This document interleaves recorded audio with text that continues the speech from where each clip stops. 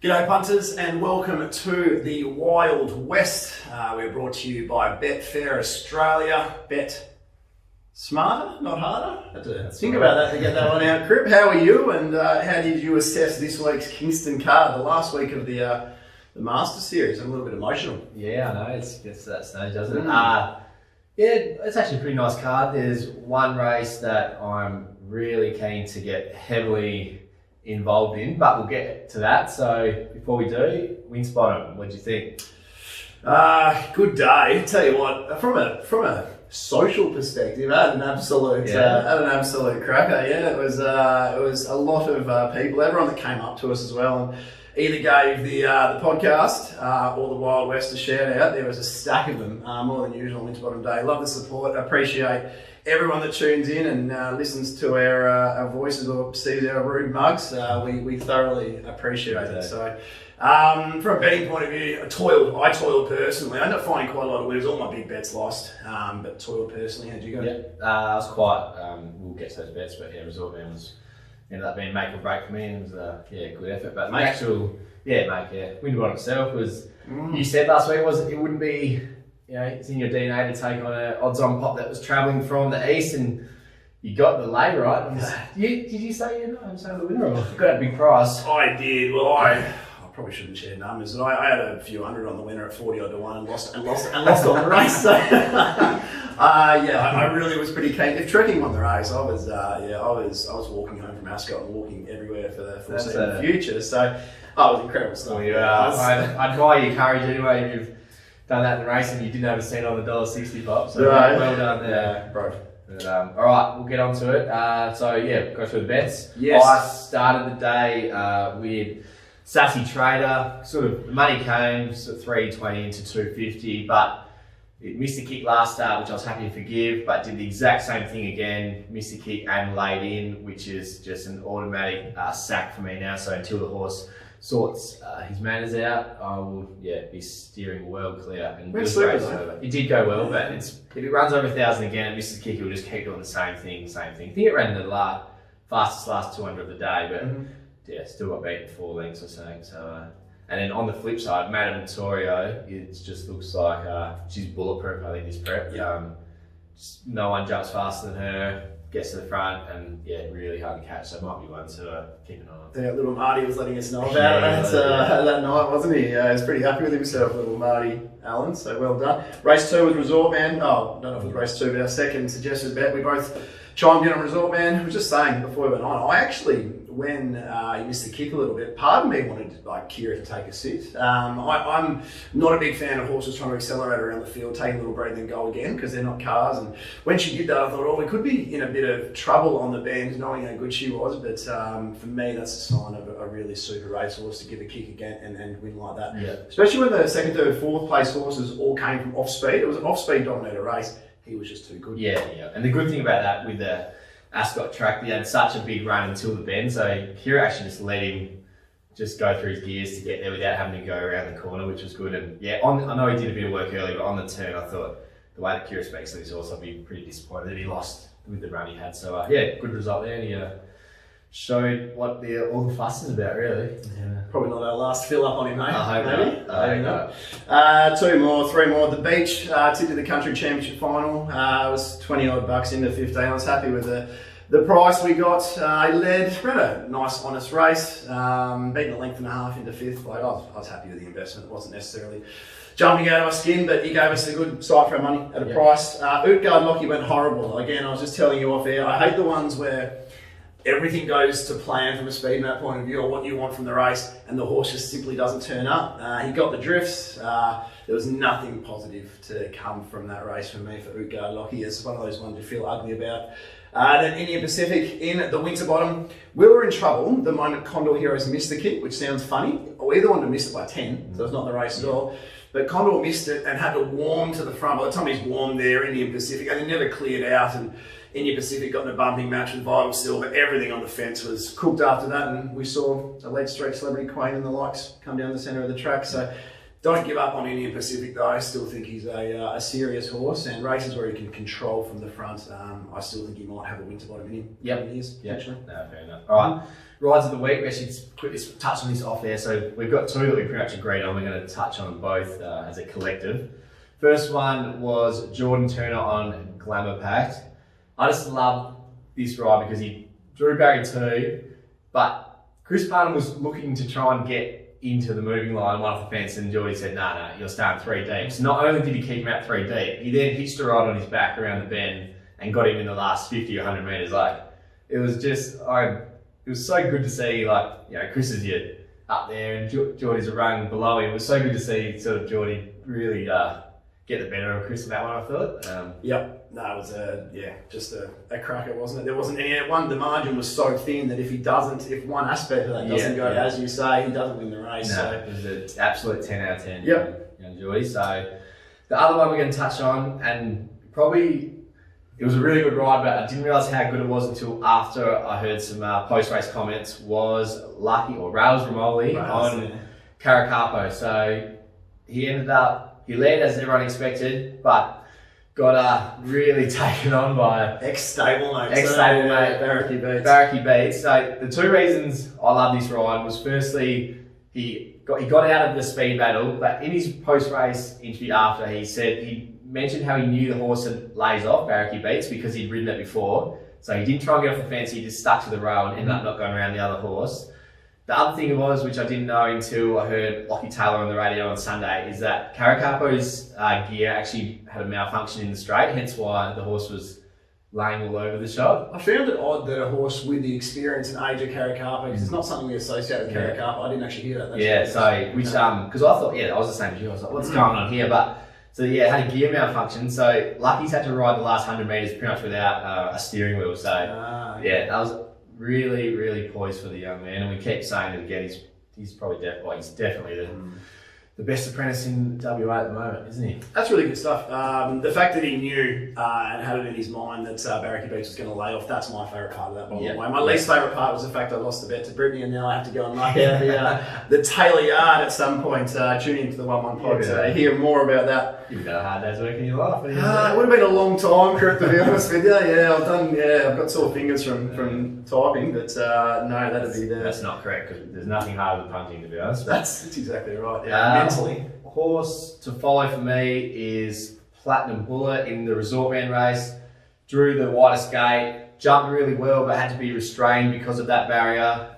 Flashed home. I know they went hard, so was entitled to, but I think if it drew a gate, it could have given Resort Man a run for his money. So looking forward to seeing what Platinum Bullet does next start. Already touched on Resort Man, don't need to double up.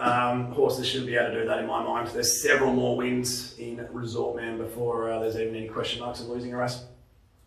There you go, I like it. There you go. Back to the True Crip. How's the rail going to play on Kingston Town, the third and final day, the must-have? I reckon the fence should be nice and hot. We haven't been there since, was it late? About a month and a half ago. Yeah, 6-7 weeks ago. So, the inside pad should be fast. The winds are not too bad, actually. It's nearly a straight south, which isn't as bad as a southwesterly. So I think every horse will still have their chance, but probably look for horses, as always for me, in the first half of the field. One thing, Pete Anthony's on the podcast earlier, and Pete's sort of the track gurus. I mean, we go to a little bit for advice in that sense, and Pete thinks early in the day especially it'll play on pace. But as the pad becomes a little bit worn and the westerly picks up a little bit throughout the day, you could be able to make more ground. So probably adjust with the day, as we always say. But I think earlier in the day, I'm with Crip that I think it will play a little bit on speed. Especially as the other factor is the jockeys all work it out too, and then overcompensate at times. So last week was a great example. The first 2 leaders got home, and then everyone on Twitter was blowing up. We had a goat track and ended up playing really even. So exactly right. All right, let's get into it. All right, so we're going to look at races 2, 5, 6, 7, and then the Kingston Town race number 8. Race 2 is going to be my biggest outlay race of the day. I think it's your biggest outlay race of the day. We agree a bit here and there, but it's rare we agree on a double play. So I'm going to let you lead the charge here, Crip, and tell us how much we're going to win. All right, I'll kick it off. So there's 2 horses I want to back. The first one is Bragwell, trained by Steve Wolf. the 3-year-old coming out of the Guineas, really good run in the Guineas, got beaten 3 lengths, but missed the kick, and then as he was making his run, it was actually Dom to shoot, really laid in on him bad. I reckon he probably goes, within a length or two, he settles a pair closer and doesn't get hampered in the straight. The 3-year-olds are having such a good record against the older horses at the moment. One of the informed jockeys of WA, Shooter McGrady, jumps back on, drawn barrier 3. If he can step cleaner, he probably settles in the 1-1 or right up on speed. And to be honest, it's really hard to find a chink in his armour, isn't it? Yeah, I think Bragwell will be one of the most supported and found horses. He's already been in most markets. He's sort of $4 into about. So you said as much as $5.50. It's $5.50 this morning. I was still catching a few cents by that stage. Yeah, it's by that stage of proceedings. But the early bird gets the word. The early bird gets the word, exactly right. But he does tick a few boxes. It's interesting to note in barriers 2 and 1, you got Barra Magic and Aconite, who are both slowly away. And while Bragwell, the only concern for me is the fact he hasn't been super out the gates. It probably allows Sean McGrady to muster up with those two being a little slowly away. So he can probably muster up and find the back of a horse like Budley Lad or Mr. Delegator. And that might be a nice little segue to our second horse. Yeah. First of all, Crip, what price Bragwell? I had Bragwell 280. So 260, mate. Yeah, anything above. I've already seen there's so many people already tipping him. I reckon he's a real main horse. Anything above $3 will do me. He will be found heavily. Yep. And also, the other thing I'd just like to note, like BJ Ryan, who's heavily involved in the Wolf stable, had Bragwell as his Maddie for the Guineas. I reckon the stable have a fair opinion of this fella as well. So, anyway, that's one horse we're backing. He's keen too. Is he? Yeah, okay. yeah. Now, but this is a double play. Terry, you talk about? Mr. Delegator. Mr. Delegator should come across with Butterly Lad, find the breeze. Now, Mr. Delegator's career to date, bit of a love-hate relationship, haven't we, with Mr. Delegator over his short journey. On debut, came out behind Cliffs of Comfort, beating home Giant Leap and Carragini Aurora, maiden that's really shaped as one of the better maiden form references. Found a couple of cold rails at Belmont before he demolished a very weak maiden at Northam, and then came out and won on his first go at a staying trip, which is really hard to do, especially when breezing. I thought that was such a super win. That day he settled in the breeze and ran the fastest last 200 of the race. It's just, you don't see that type of thing. My big thing here, second up, the fitness is underneath him. My big thing here, I love Mitchie Pateman going on this type of horse from at the breeze. Mitchie gets a lot out of horses on speed that other jockeys don't necessarily get out of them.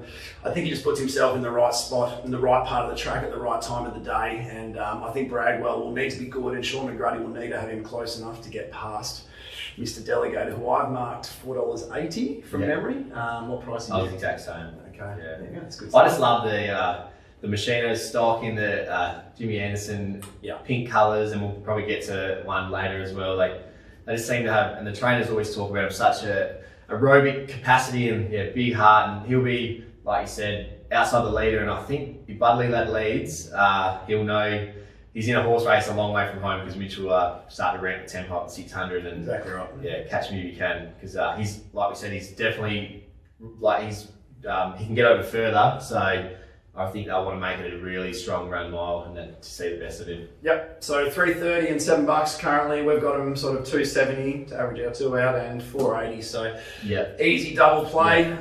Really happy to get pretty involved here as well. Yeah, this is if one of these two lose, I'm going to be in for a long day early.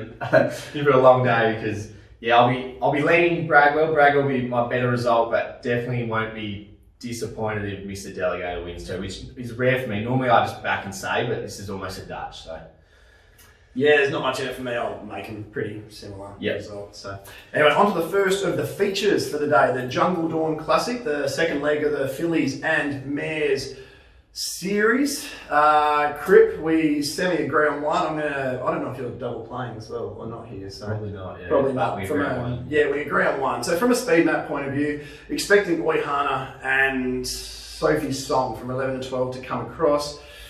We're thinking that's what Oihana will do. There's a chance they ride Oihana cold. It's sort of the floater in your map. It's a little harder to place.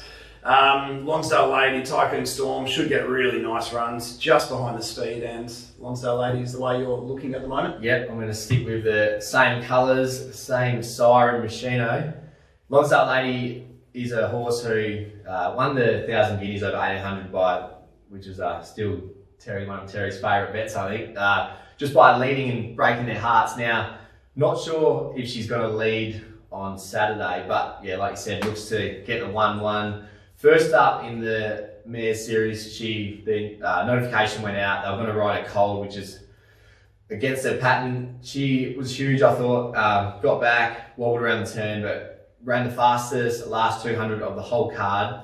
Up to 1,400, she has a really good record. We'll go forward, and yeah, there's double figures around, which I'm after about half of that, $6. So 620. 620, yeah. So and you get over $3 a place as well for a horse who, yeah, like I said, I think it's going to be really hard to beat, and he's going to be in the right spot, and hopefully luck isn't really a factor. It looks a really nice each way play for mine. It's funny with Lonsdale Lady and her prices as well. If you go back through all career victories, she hasn't been found. She's always been, even that day she won the 1,800 metre feature, I can't think of its name, 1,000 guineas. Yeah. She was, she was a little bit easy. Yeah, a little bit easy. So her win over Leading Girl, she was $5-6 out to 12-13. So don't be turned off by the price to 2. Exactly right. So the option here, as Crip said, is to back that Lonsdale Lady each way. I'm going to go with the other option and just back Lonsdale Lady for the win at 620, and I'm also going to play Tycoon Storm. She went super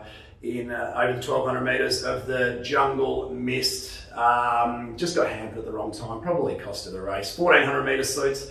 She gets some luck from the inside alley. I think she's your foolproof galloper. She's going to run the same race every time. She's going to be super hard to get past. I'm really happy playing the pair, and that's the way I'm going to attack the race. Plenty of respect for Serenity Bay, who I think's the biggest danger. Yeah. Just hoping that the other two have good field position on her. Yeah. And I think Chantraya may well be the best horse in this race, but look for her at the 1,600 to 1,800 for me. Yep, couldn't agree more. Tycoon Storm, she's one of mine. I really love this mare. The only query I have is, so she was an absolute moral beat 2 weeks ago. We made her a horse to follow. Mm-hmm. Now, you touched on Oyhana before. Oyhana's a rank outsider of the race, 251 to 1.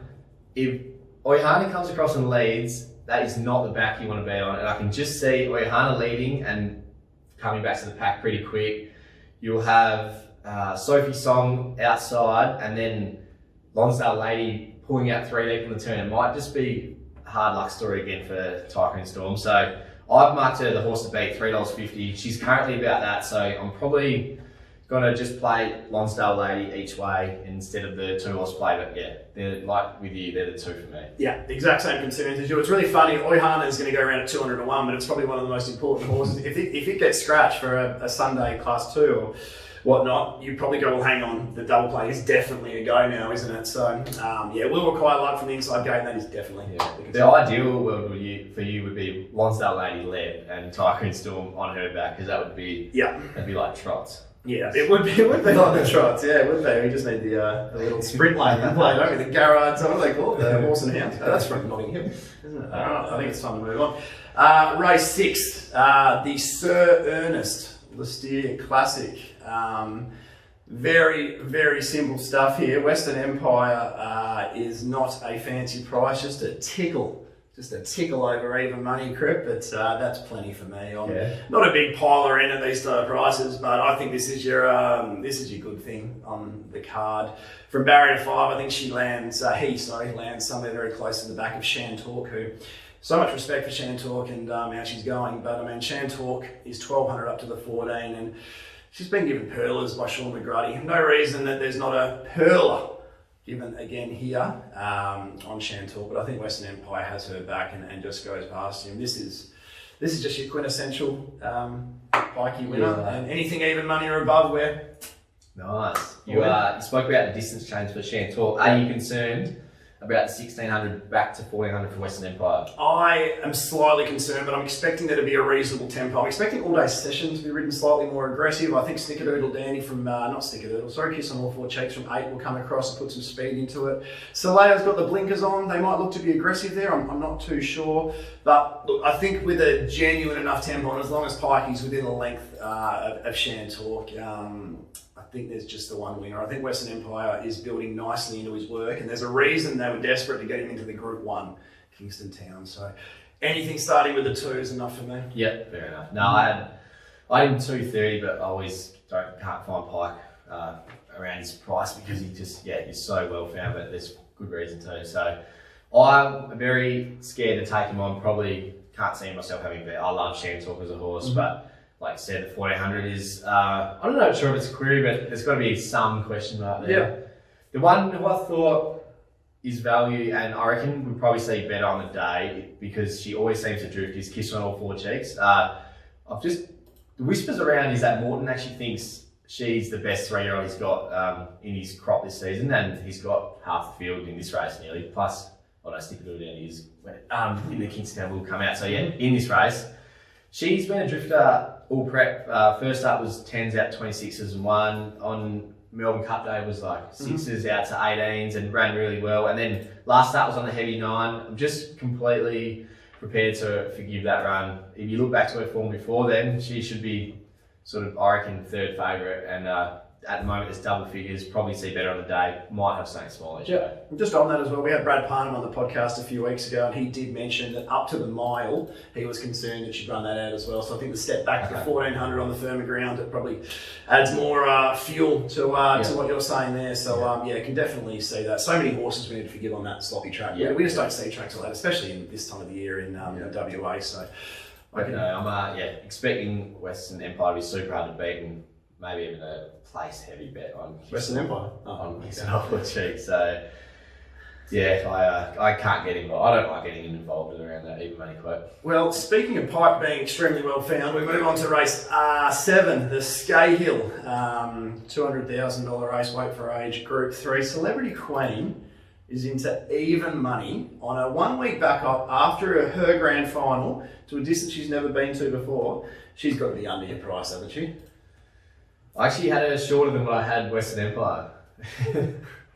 I went into this race going straight away, all right, I'm going to try and get... Is that the 320? No, I missed that. So again, people who put odds up without no form, but... Sorry, mate. Yeah, a little snot. Just wait until the data goes up before you put your prices up. Yeah, he doesn't get the data. Yeah, I know, that's what I make for everyone else. Yeah. Anyway, Celebrity Queen, went in trying to get a beat, but I really couldn't find a danger. The one who I thought might be that was Flirtini, but her record at the 1400 is there's a big question mark there. But she ran a faster last 200 than Celebrity Queen on Saturday. And Ponce up as well. Yeah. So, but 1400 query, and I hate to say it because probably over the years he's been my favourite trainer, but Miller's just going a little bit below what he's normally used to at the moment, I think. Still a good bloke though. He's a real bloke. Yeah, he's a cracker. Yeah, they are. They definitely are. This race last year was really interesting. So we had Flirtini and Stageman, who were big fancies and a bit stiff in a non-pace winter bottom in 2019. Backed up off 7 days, started $2 and $4, and they were beaten by the Kelp. Sometimes it's when horses attack a race so soon after their grand final, they've sort of peaked, or don't know, it's just the way. I can understand why you've got to attack this race, as the connections would be, there's not too many $200,000 weight for age races which come around that often. But look, I think Valor Road can go to the breeze. I've got Celebrity Queen a clear-cut favourite, don't get me wrong. But Valor Road at around that $9 mark is above my quote, which I've got in at about $6.50. I think Mitchie Payton again from the breeze had no luck in the winter bottom whatsoever. I think you can get a bit of cheek out in front and turn the fortunes of the Simon Milliard around. But again, I won't be having much on it. It's just a little spec. Yeah. No. So I like gambling. So as you know, who would have thought? Yeah. No, I won't be taking. I'll probably take Celebrity Queen away at my qualities, to be honest. Yeah, try and get Western Empire beat. All right, now we move on to the feature race of the day, Crip, and this is an pre-barrier draw. I don't think this was an intriguing Kingston Town, but post-barrier draw, Inspirational Girl 18. How good's that for the race? Yeah, super. Yeah. I was really excited when I saw that on Tuesday afterwards. I thought, here we go, we've got a race on our hands instead of another Cerise and White exhibition gallop. But did you find anything better? Not really, no. Not really, no. My plan at this stage is to see where the day takes me. I'll be on probably stubby 11 or 12 by that stage, so I reckon there'll be some inspiration coming to me. All I will say is inspirational girls 220, 230 corporates at the moment. With the draw, with the support for some 3-year-olds, with the support for Too Close to Sun likely to come, you're going to get closer to your $3 closer to jump. So if you are an inspirational girl player, as I may well end up being, I'm really unsure. I think you should wait, but I'm not sure how good these 3-year-olds are comparatively to years gone by. But geez, they map well, don't they, Crib? Yeah, I think so. Like you said last week with trekking, you said it's not your DNA to not try and take an odds-on pot on coming from over east. Well, it's not in my DNA to see a horse draw 15 of 16, paying $2.20 and not try and get a beat. But yeah, I'm really struggling to work out what I'm going to do to get a beat. I think at this stage, there's 2 horses I want to focus on. The first one is Dom to Shoot. He was absolute moral beat in the Guineas. Draws well. 3-year-olds have a great record, as you said. Will sit right on speed, and just that, it's a real sort of profile bet. We've got any good prices about him? Or? Futures King. The other one is another horse I was on last start, Too Close to Sun. I tipped him to beat Inspirational Girl in the Railway. Thought his run was super. They went way too hard that day. The horses who, I think I touched on this 2 weeks ago, the horses who sat around him are still coming. So your horses like Galo Chop and Dance Music and Great Shot, they're beating double-digit lengths. And he's obviously looked the winner and stuck on to run second. The query is the stablemate, to be honest. And you were talking about this before with Ohana being the roughest horse in the race, but such an important horse to the map. We'll talk about Trap for Fools. What's he going to do? Well, it's very odd because they're actually brothers, Trap for Fools and Too Close to Sun. They've got the same owner, the same trainer, and I think Trap for Fools is sort of a detriment to Too Close to Sun in this race. Too Close to Sun isn't the quickest horse out the gates. On paper, to me, it looks like Galo Shot leads. Trap for Fools could get across. That's how it looks. One of those two. Too Close to Sun at best breeze probably parks in behind them. Too Close to Sun for me is a better horse, being able to roll and be out in front. If you scratch that $70 and the $50 pot, Too Close to Sun would be such a big bet here for me, but I just don't like him sitting quite as much. He's the one I wanted to find. He's the one I'm still considering. The way I'm thinking about this race, not big on the 3-year-olds, is maybe save Too Close to Sun now at the $10 and back Inspirational Girl late. That's what I'm thinking about doing with the race to some degree, but I am intrigued as to how the map will look early with the stablemate coming across from 17. It's very interesting.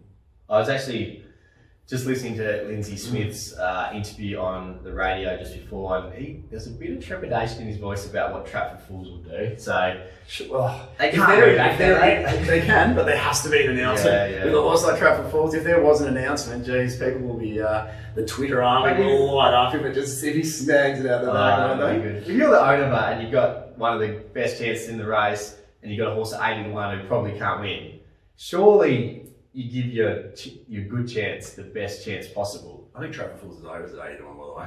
Slightly, not a huge amount of overs, but 100%. I 100% agree. But what do you do? This is such an important prep run going towards a Perth Cup going to carry 60. I don't know. Intrigued. Sometimes it's great to stay out and watch a race, but at this stage of proceedings, I'm struggling to determine. I feel like I've just waffled on for 5 minutes without really giving anyone any direction. But that's really just sums up where my mind's at the moment. I'm probably going to look at playing Dom to Shoot, Too Close to Sun. I don't want to back both for a result because I don't want to have too much of an outlay when Inspirational Girl goes straight past the pair of them. But so I'm going to back one, save the other, but definitely won't be having the mortgage on. The other option is to back Truly Great in futures markets for the Perth Cup and just hope that he gets around safely because he is the biggest moral for the Perth Cup. 100%. Is it $4 now? There's $4.50 around the traps. That's thin for an all-in price, but he carries the 59 here, carries the 59 in the Cox Stakes, whatever it's called these days, and then he goes to the Perth Cup with 53, maybe 54, 55 if he happens to win the Cox Stakes, but Geez, it's basically been wrapped up in a little bowl ring. Right. That's a gift. Punters, you've heard it here first. Terry's Kingston Town tip is truly gate in the Perth Cup. So Yeah, there you go. I can't lose it. Go I on. like it. I like When it it. breaks down, I'm in trouble. All right, this has gone for a while. Let's get straight to our best bets. Correct? Yeah, no surprise here. The Bragwell and Mr. Delegator, pretty much Dutch bet, will really, really keen on that. So Yeah. I'll know my fate of the day early. Yeah, I'm with you, but we'll keep it simpler. If you've got that, I'll go with Western Empire. Not very exciting, but just need to get a little bit of bat on ball, I reckon. So Western Empire at 2 point anything above is a get on. Yeah. All right, good. This is been actually a good episode, but a long one, so we'll wrap it up quickly. As always, the 1-1, if you want to have a more in-depth listen to Terry and the boys' thoughts, go on Twitter and find that podcast. The mysterious Pete Anthowitz is on again, so it's always good listening. He was good too. He was, yeah, so I'll be looking forward to that. Stevie Parham as well, sorry. Oh, and Stevie Parham, yeah. Yeah. Good to hear. How's he going? Good. Should be back in 8 to 10 weeks, I think it was. Yeah, beautiful. Oh, it's a good result. CripsRacing.com. If you want to see more of my stuff, ticking over pretty nicely at the moment. So Just interjecting. I know you don't like me interjecting, but this is a little rever. Ticking along pretty nicely is an understatement. I'm relatively big on how I go over the journey and whatnot. And this man, what he's doing at the moment and what he's been doing for a sustained period, there aren't tipping services that sort of put those type of numbers out. Like you see this stuff posted. What'd you go in November? 76%. Yeah, that's no, you don't go up 76%. Like unless you're sniping like Bet365 prices, fake prices as Donald Trump, fake news prices type thing. Like you don't go at those type of numbers. So I hate giving you a little rev up because your head's getting big enough as it is. But it's incredible stuff. If you are someone that's interested in a tipping service, you get these tips before they're posted on Betfair as well. So you're getting the better prices. So gee whiz, it's pretty impressive. Yeah. That's it. That's me done. I'm not saying another word. I want to give you a hug right now. Nah, thanks a lot. So that was really nice. But other than that, enjoy the weekend. Punt well and punt responsibly.